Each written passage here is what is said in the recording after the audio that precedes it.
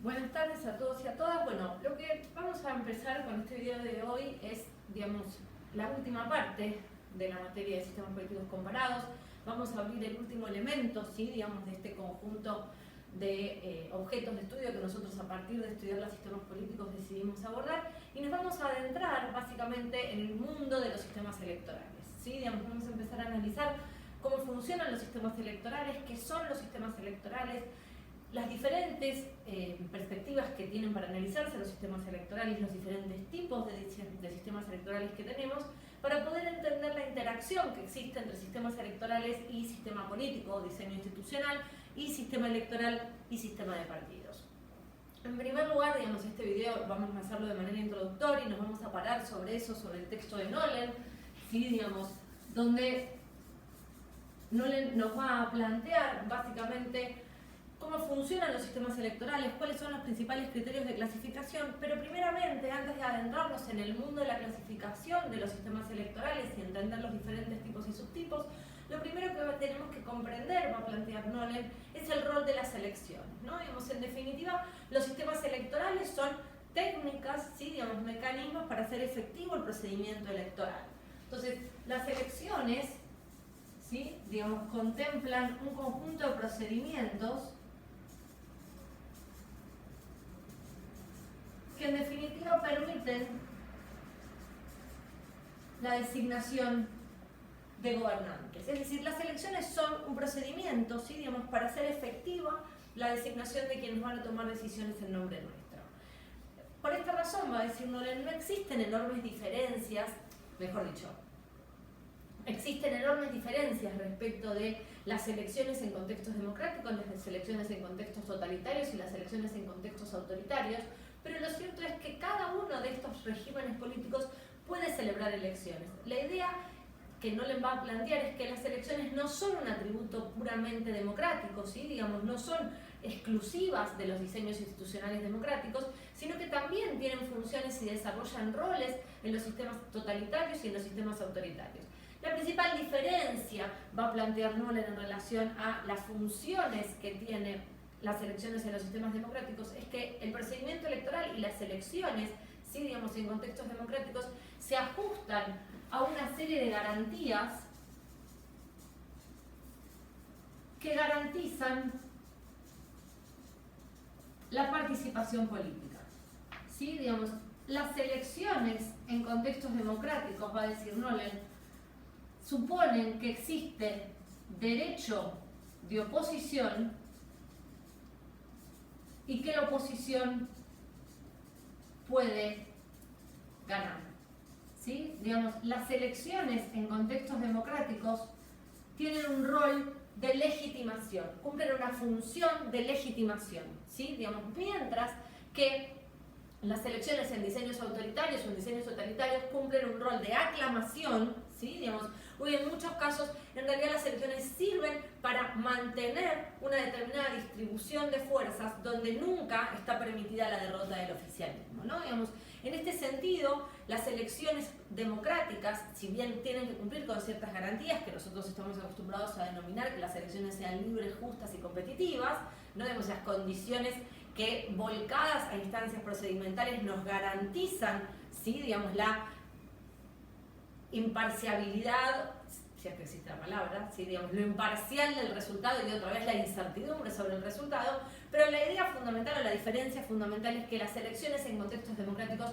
constituyen un procedimiento de legitimación del orden político, ¿sí? Digamos, no una legitimación sorda, no una legitimación muda, ¿sí? Digamos, no una idea de mero refrendo de la voluntad del gobernante, más bien por el contrario, las elecciones son la principal vía de expresión de las voluntades de la sociedad, en tanto y en cuanto son los electores los que determinan quiénes son los que van a ocupar puestos en los lugares de toma de decisiones, quiénes van a ser esos titulares de los roles de autoridad y en definitiva son esos titulares de los roles de autoridad los que toman decisiones con legitimidad porque el procedimiento por el cual fueron designados para ocupar esos lugares son las elecciones, ¿sí? Entonces, otra vez, lo importante en términos electorales es entender que las elecciones en contextos democráticos sirven y contribuyen a la legitimación del sistema político en su totalidad y del orden político democrático. Eso digamos, como cuestión general sobre la idea de las elecciones, ¿sí? Digamos, y otra vez teniendo presente que las elecciones no son un instrumento puramente exclusivo de los regímenes políticos democráticos, sino que la diferencia de las elecciones en regímenes políticos democráticos y regímenes políticos no democráticos, con el submundo de los autoritarismos y los totalitarismos, es el rol de legitimación que cumplen respecto no solo de los lugares que se ponen en disputa, ¿sí? Digamos, de los espacios de poder que se disputan, sino fundamentalmente también de las personas que ocupan esos lugares de poder, esos lugares de toma de decisiones. Teniendo esta salvedad sobre el rol de las elecciones, ¿no? Digamos, y las funciones que las elecciones cumplen, a mí me interesa que nos adentremos en las características de los sistemas electorales, ¿sí? Digamos, los sistemas electorales básicamente es un procedimiento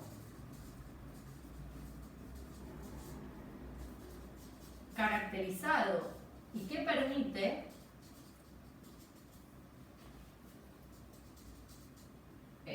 designar autoridades, ¿sí? Digamos, y este procedimiento que nosotros vamos a denominar sistema electoral, en realidad está caracterizado por 4 elementos, ¿sí? Digamos, otra vez la idea del sistema electoral, ¿sí? Digamos, es identificar los elementos que hacen posible que las elecciones sirvan para determinar quiénes van a gobernarnos y la legitimidad de esos gobernantes. Esos procedimientos están divididos en cuatro elementos o en 4 componentes, va a decir Nolen. A mí me interesa que prestemos atención a estos 4 elementos para entender cómo funcionan los sistemas electorales. En primer lugar, los sistemas electorales se dividen, ¿sí? Digamos, en sistemas electorales mayoritarios y sistemas electorales proporcionales. Los elementos que caracterizan a los sistemas electorales y respecto de la combinación que adopten esos elementos, nosotros podemos denominar y tener claridad respecto de si los sistemas electorales son sistemas mayoritarios o son proporcionales, son 4. Estos 4 elementos, ¿sí? Digamos, son las circunscripciones electorales,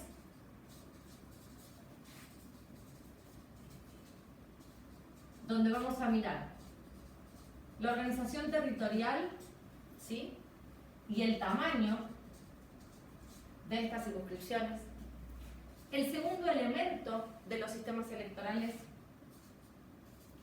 es la lista, o como Nolen la denomina, el formato de las candidaturas, ¿sí? Digamos, donde nosotros en principio podemos distinguir entre candidaturas unipersonales y candidaturas por listas, para luego entender cuáles son los diferentes tipos de listas que nosotros podemos tener. En tercer lugar, lo que él denomina la votación o el tipo de voto. Y en cuarto lugar, la fórmula electoral, ¿sí? Digamos, que es lo que habitualmente nosotros denominamos como el método de conversión de votos en escaños, y es precisamente sobre este elemento respecto del cual nosotros solemos tener la mayor precisión respecto de si estamos frente a un sistema electoral mayoritario o de representación proporcional. Vamos a tratar de ver someramente estos cuatro componentes de los sistemas electorales, a qué nos estamos refiriendo con cada uno de ellos, para tratar de comprender cómo funcionan a la hora de configurar, ¿sí?, los órganos de gobierno. En este sentido, voy a decir, los sistemas electorales, a partir de comprender si son mayoritarios o proporcionales, y en el momento en el cual nosotros decidamos a qué tipo de sistema electoral, mejor dicho, qué sistema electoral vamos a privilegiar para poder implementar en nuestros determinados contextos, en ese sentido no le voy a decir, tenemos que mirar 3 elementos para poder tener precisión o claridad sobre cuál va a ser el mejor sistema electoral que pretendamos implementar. El primer elemento que tenemos que mirar es el tipo de sociedad. En este sentido no les va a decir si tenemos una sociedad homogénea o tenemos una sociedad heterogénea, ¿no? Digamos, básicamente, si tenemos una sociedad muy fragmentada, probablemente no deberíamos diseñar un sistema electoral de mayoría, porque sociedades fragmentadas, ¿sí?, digamos, o heterogéneas, no permitiría la construcción de mayorías. Tengamos presente que siempre los sistemas electorales, aún los sistemas electorales proporcionales, independientemente de que tengan por objetivo sacar una foto respecto de la multiplicidad de posiciones que existen en la sociedad, la multiplicidad de posiciones que refleja el electorado, las diferentes preferencias que cada subgrupo del electorado tiene, lo cierto es que los sistemas electorales buscan facturar o manufacturar mayorías que permitan a los sistemas políticos ser gobernables, ¿no? Digamos, y en este sentido, entonces el segundo elemento que tenemos que mirar para pensar en el diseño de nuestro sistema electoral es el tipo de sistema político. No le lo va a llamar de esa manera, nosotros lo solemos llamar forma de gobierno, diseño institucional, ¿no? Digamos, donde vamos a distinguir entre diseños presidenciales y diseños parlamentarios, ¿no? Digamos, un poco la idea de Nolen es que existe algún grado de correspondencia entre si nosotros somos un diseño institucional presidencial o un diseño institucional parlamentario, y en función de eso, ¿no? Digamos, si es más probable que diseñemos un sistema electoral mayoritario o un sistema electoral proporcional. Como es evidente, digamos, en el diseño, el sistema electoral para elegir presidentes siempre va a ser mayoritario, porque una de las características de los sistemas electorales mayoritarios es que los cargos son unipersonales, ¿no? Digamos, las candidaturas son unipersonales, las magnitudes son en general unipersonales o chicas. Y el tercer elemento que no le va a llamar la atención para evaluar las características del sistema electoral es el tipo de sistema de partido, ¿no? Digamos, donde vamos a mirar el número de partidos, el tipo de partidos y a la vez la distancia ideológica que caracteriza a ese sistema de partido. En alguna medida, digamos, qué tan polarizado está o no ese sistema de partidos y por lo tanto qué tan dispersas o qué tan concentradas están las preferencias de los electorados. Cuando nosotros, dice Nolen, tenemos más o menos imaginado este escenario, ¿no? Digamos, una vez que identificamos el tipo de sociedad, el tipo de sistema y el tipo de sistema de partido, lo que bien podemos hacer es pensar cómo vamos a configurar cada uno de estos elementos que definen un sistema electoral para poder diseñar un sistema electoral acorde, ¿sí? Digamos, a nuestro sistema institucional, a nuestro sistema de partidos y al tipo de sociedad respecto del cual el sistema electoral va a servir para convertir esas preferencias del electorado y esa distribución del electorado en la conformación de los órganos electivos de gobierno. El primer elemento son las circunscripciones electorales. Nolen va a distinguir dos elementos, ¿no? Digamos, la organización territorial y el tamaño, ¿no? Digamos, en términos de las circunscripciones electorales, cuando nosotros pensamos en la organización territorial, ¿sí? Digamos, pensamos los límites geográficos de las circunscripciones electorales, esto es en cuántas circunscripciones electorales se divide nuestro territorio, y fundamentalmente es relevante la cuestión de la organización territorial de las circunscripciones electorales porque es uno de los espacios para la manipulación electoral. ¿Cómo? A través de lo que se conoce como el gerrymandering. ¿Sí? Digamos, el gerrymanderismo es la capacidad de diseñar, ¿sí? Digamos, de manera preferencial las circunscripciones territorialmente delimitadas en función de privilegiar, ¿sí? De la distribución que un partido tiene en un determinado territorio, ¿no? Digamos, cuando nosotros pensamos en la organización territorial de las circunscripciones, estamos pensando un poco en cómo vamos a traducir el principio de la igualdad del voto, ¿no? Digamos, una persona un voto, e independientemente del lugar donde yo viva, mi voto debe valer exactamente lo mismo que el de los demás que viven en otras circunscripciones, ¿no? Digamos, y en ese sentido, los partidos políticos tienen que tener idénticas chances de poder congregar los votos de unas determinadas circunscripciones territoriales. Ahora, cuando yo diseño estratégicamente los límites de una circunscripción electoral, ustedes lo tienen en el texto, está bien definido, ¿no? Digamos, hacer gerrymandering tiene que ver con diseñar, ¿sí? Digamos, estratégicamente las circunscripciones electorales para favorecer a determinados partidos que tienen concentrado su electorado en determinados espacios geográficos que no necesariamente integran el mismo espacio territorial, ¿sí? Digamos, imaginen que nosotros en la Argentina tenemos, para la elección a diputados, por ejemplo, nosotros hacemos coincidir las circunscripciones electorales con los límites de las provincias, ¿no es cierto? Más allá de que los diputados son diputados nacionales, ¿sí? Digamos, y representan al pueblo de la nación argentina y no al pueblo de las provincias, por una cuestión de procedimiento, de simplificación para poder realizar la operatoria electoral, nosotros dividimos la Argentina en 24 circunscripciones. Esas 24 circunscripciones para elecciones de diputados nacionales coinciden con los límites de las provincias. Imaginemos que nosotros quisiéramos alterar esas definiciones, esos límites territoriales de la organización de circunscripciones en la Argentina para elección a diputados y empezáramos a diseñar, ¿sí? Digamos, a redefinir límites, ¿sí? Para la elección de diputados por las nuevas circunscripciones. En lugar de tener, digamos, 24 circunscripciones electorales para elegir diputados, tuviésemos, no sé, 257 si pasásemos a un esquema mayoritario, o decidiésemos que todas nuestras magnitudes de distrito, todas nuestras circunscripciones van a ser grandes y entonces tengo que conformar circunscripciones electorales donde se elijan más de 10 diputados en ese distrito electoral, y entonces ese diseño del distrito electoral, sí, digamos, lo armo estratégicamente en detrimento de los partidos que pretendo dejar afuera del órgano de representación. Cuando hablamos del tamaño de las circunscripciones electorales, hablamos en realidad técnicamente de la magnitud de distrito, ¿sí? Digamos, la magnitud de distrito se define por la cantidad de bancas que se ponen en juego en estas circunscripciones cuyos límites territoriales pretendemos no manipular para no hacer gerrymandering y garantizar la igualdad del voto, ¿sí? Digamos, la igualdad del voto otra vez, digamos, de que cada voto vale lo mismo en cada circunscripción electoral. La magnitud de distrito se divide en general entre chicas, medianas y grandes, ¿sí? Digamos, chicas, medianas y grandes en función, otra vez, de la cantidad de bancas que se eligen, la cantidad de cargos que se disputan en esa circunscripción. Las magnitudes chicas son unipersonales, donde se elige un solo cargo para esa circunscripción. En algunos casos puede ser, las magnitudes chicas, digamos, en realidad es uno, o también, mejor dicho, vamos a ver. Tenemos unipersonales, ¿sí? Digamos, donde se elige un cargo.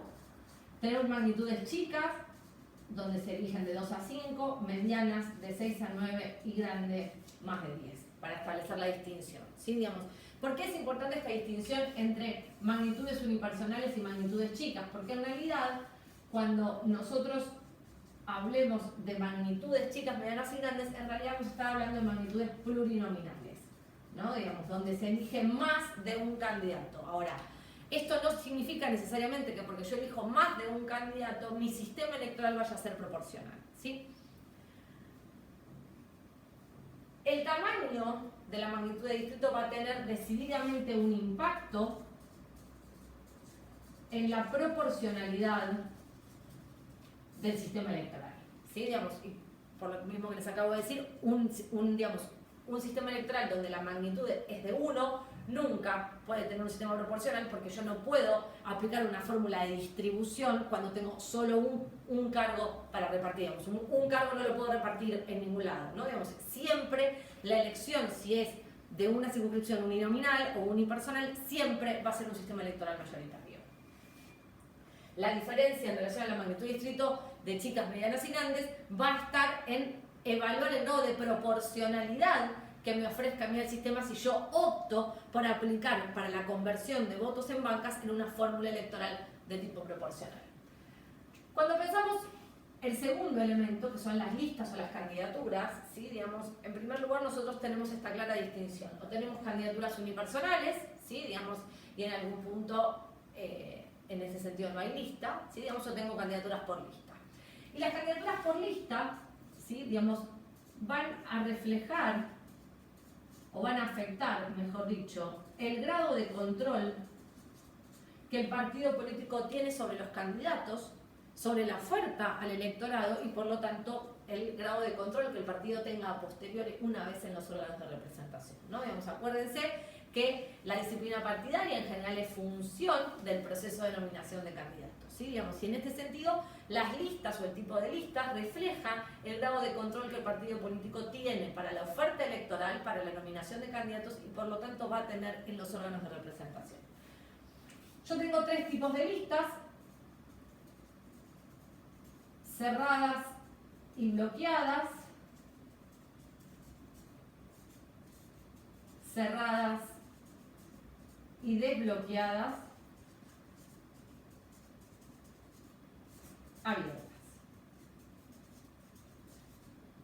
Las listas cerradas y bloqueadas son básicamente un menú definido sobre el cual respecto al elector tome una decisión, ¿sí? Digamos, lo que compiten en las elecciones son listas y esa oferta electoral está determinada de antemano, ¿sí? El elector no tiene una incidencia en cómo se conforman esas listas. es la mal llamada lista sábana vertical, ¿sí? Digamos, las listas que nosotros tenemos en la Argentina para la elección de diputados, para la elección de senadores, son listas cerradas y bloqueadas. Nosotros tenemos un solo voto, ¿sí? Y el voto es por lista, y nosotros votamos a la lista, no votamos a los candidatos. Las listas cerradas y desbloqueadas, acá el control partidario es un poco menor, ¿no? Este es el sumum del control del partido. Las listas cerradas y desbloqueadas, los partidos políticos tienen menos control porque el elector puede alterar el menú, la oferta de esa lista que me ofrece el partido político, y las listas abiertas, ¿no? Digamos, es donde el partido no tiene ningún tipo de control y donde el elector combina, ¿sí? Digamos, del pool de candidatos partidarios o no partidarios, y hace lo que se llama un panayage, ¿sí? Digamos, hace una mezcla y conforma su propia lista a partir de la oferta de todos los partidos políticos. Las listas abiertas claramente son el tipo de lista donde el partido prácticamente no tiene ningún control, ¿sí? Digamos, y en ese caso el poder del partido sobre el candidato también va a estar en función del tipo de voto del que goce el elector, ¿sí? Cuando nosotros pensamos en el tipo de voto, Nolen establece 6 subtipos de votos. Yo no voy a entrar en este video porque además el espacio que tengo es muy pequeño para explicarles en detalle en este sentido, pero en principio quedémonos con que existen 2 tipos, o voto único o voto múltiple, ¿no? Digamos, esta es como la principal diferenciación. Digamos, o el elector tiene un solo voto y el voto es a la lista, o el voto es al candidato, en el caso de candidaturas uninominales o unipersonales, ¿sí? Digamos, o bien tengo voto múltiple, ¿sí? Digamos, en general en los modelos de listas abiertas o de listas cerradas y desbloqueadas, el elector puede tener más de un voto, tiene la capacidad de ordenar sus preferencias, de establecer un orden, de alterar el orden que el partido le da, ¿sí? Digamos, puedo establecer primeras, segundas, terceras, cuartas, a veces puedo establecer tantas preferencias como sea el tamaño de la magnitud del distrito, ¿sí? Digamos, en algunos casos puedo hacer esto que yo les decía recién, el panayage, ¿no? Digamos, yo veo la oferta de candidatos que me dan los partidos, ¿sí? Digamos, y yo compongo una lista propia con candidatos de distintos partidos. Entonces dirán, bueno, en la medida en que el partido político no solo no controla la nominación de las candidaturas, tampoco controla el orden de las listas, el proceso de conversión de votos en banca se hace mucho más difícil. Sí, efectivamente, en la medida en que las listas no son cerradas y bloqueadas, las fórmulas electorales se complejizan y el proceso de asignación de bancas también es más complejo. Las fórmulas electorales, les decía yo, se distinguen entre mayoritarias y proporcionales. Cuando nosotros pensamos en fórmulas mayoritarias, pensamos en fórmulas de mayoría relativa o en fórmulas de mayoría absoluta que pueden o no tener sistema de balotaje. Y cuando nosotros pensamos en las fórmulas proporcionales, pensamos, ¿sí? Digamos, en las fórmulas del cociente o en las fórmulas del divisor. No voy a entrar en este video en explicarles en detalle cómo funciona la fórmula del cociente y la fórmula del divisor, eso lo vamos a ver en la clase, ¿sí? Digamos, con un ejercicio práctico. Estos elementos del sistema electoral, de cómo se conjugan y cómo se operacionalizan, lo vamos a ver en la clase, quédense tranquilos y tranquilas. Pero me interesa que lo empiecen a tener, que empiecen a comprender, digamos, que estos son los elementos que nosotros miramos a la hora de estudiar y definir un sistema electoral. Y cuando pensamos, ¿sí? Digamos, en sistemas electorales mayoritarios o proporcionales, en definitiva, va a decir Nolen, estamos tomando una decisión política sobre qué vamos a privilegiar. Si vamos a privilegiar la construcción de mayorías y, por tanto, vamos a privilegiar la gobernabilidad, ¿sí? Digamos, o vamos a privilegiar, en el caso de los sistemas de representación proporcional, la representatividad.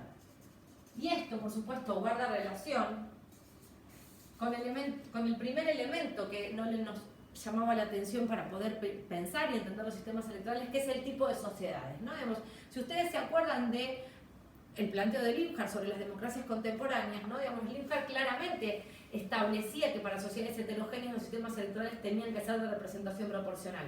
Porque si la sociedad está fragmentada, si la sociedad está dividida, ¿sí? Digamos, yo no puedo fabricar una mayoría artificial. Lo que hacen los sistemas mayoritarios, y en particular los sistemas de mayoría relativa, es fabrican mayorías artificiales en los órganos de representación que no suelen corresponderse con las mayorías electorales, ¿sí? Digamos, en este sentido, no les va a decir los sistemas de representación mayoritaria favorecen la gobernabilidad porque la construcción de la mayoría es el primer resultado, es el resultado inmediato de la aplicación del sistema electoral, mientras que los sistemas de representación proporcional favorecen la representatividad en términos que buscan sacar una foto, ¿sí? Digamos, buscan operar como una especie de, que los órganos de representación sean una especie de reflejo de la distribución de preferencias en la sociedad.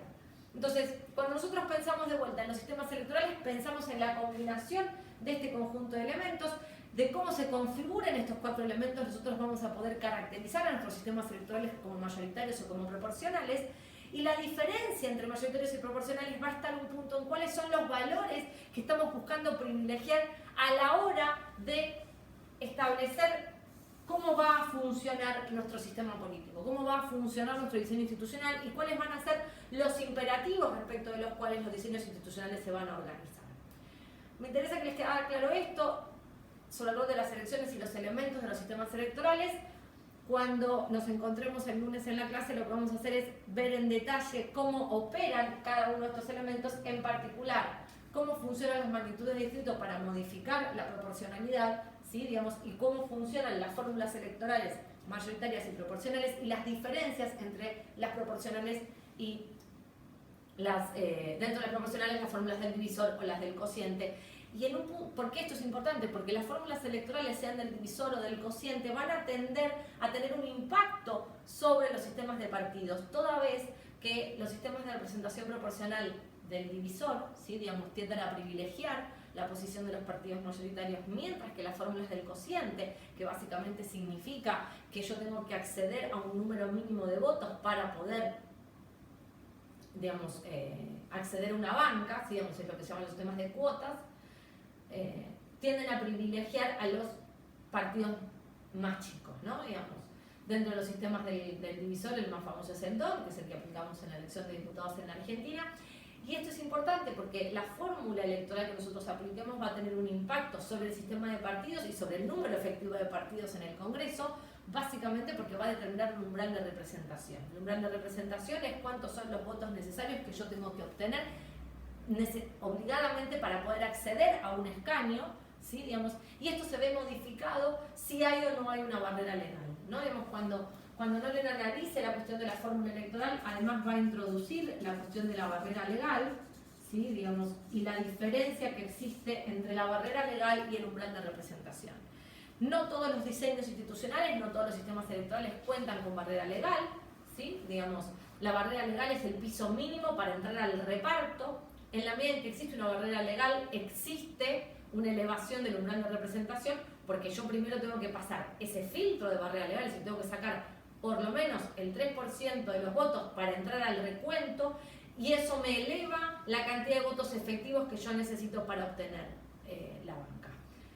Yo sé que esto es raro explicado así, me interesaba que lo empezaran a decodificar y a tener adentro de la cabeza. Cuando nos encontremos en clase vamos a ver en detalle cómo funciona cada uno de estos cuatro elementos y en particular la interacción entre magnitud de distrito y fórmulas electorales.